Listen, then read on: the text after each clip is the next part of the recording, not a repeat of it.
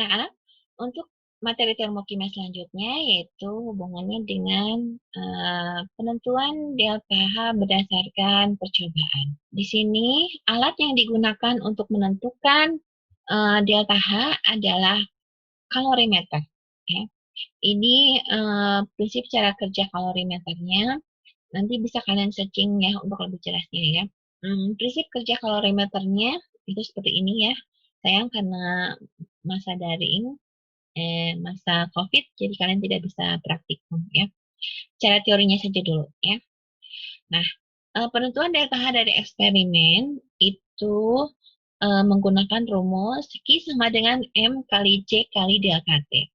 Rumus ini berasal dari hubungan antara kalor jenis dengan kapasitas kalor. Ya. Jadi pengukuran nilai perubahan entalpi itu berdasarkan kalor jenis dan kapasitas kalornya. Kalor jenis itu menyatakan kalor yang dibutuhkan 1 gram zat untuk menaikkan suhu 1 derajat Celcius. Sedangkan hubungan antara kapasitas kalor dengan kalor jenis itu adalah C di sini kapasitas kalor, yang C-nya besar, itu adalah massa kali kalor jenisnya.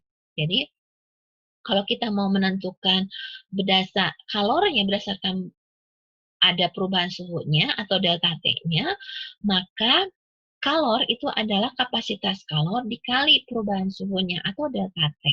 Karena kapasitas kalor itu adalah massa kali kalor jenis, maka kalau dimasukkan ke dalam rumus kalornya, berarti M kali C kali delta T.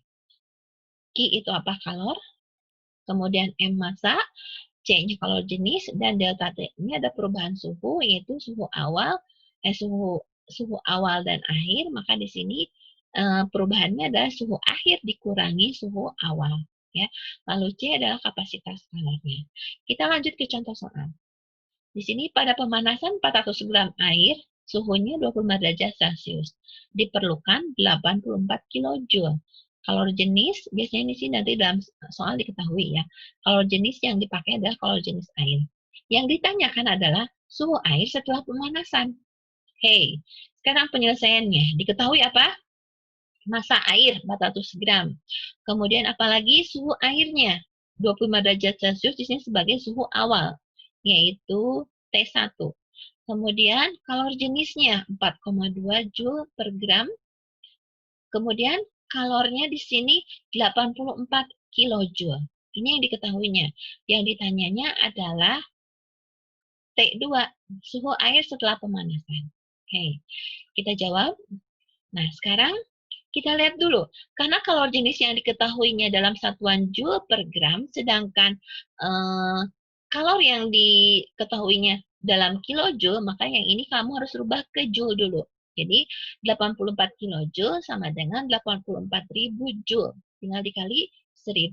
Nah, baru kita masukkan ke rumus Q sama dengan M kali C kali delta T.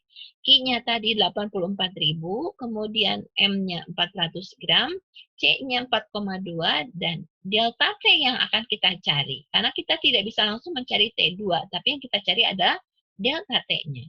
Kita balik, jadi delta T sama dengan 84.000 dibagi 1680, yaitu perkalian dari 400 kali 4,2. Maka didapatlah 50. Baru kita masukkan ke rumus delta T sama dengan T2 dikurangi T1. Karena T2 yang diminta berarti delta T dikurangi T1. T1-nya 25, jadi 50 sama dengan T2 dikurangi 25. Jadi T2 sama dengan 50 ditambah 25. Maka inilah suhu air setelah pemanasannya adalah 75 derajat Celcius. Itu adalah untuk menentukan perubahan entalpi berdasarkan percobaan. Jadi ini menggunakan alat kalorimeter. Oke, kita lanjut lagi dengan latihannya.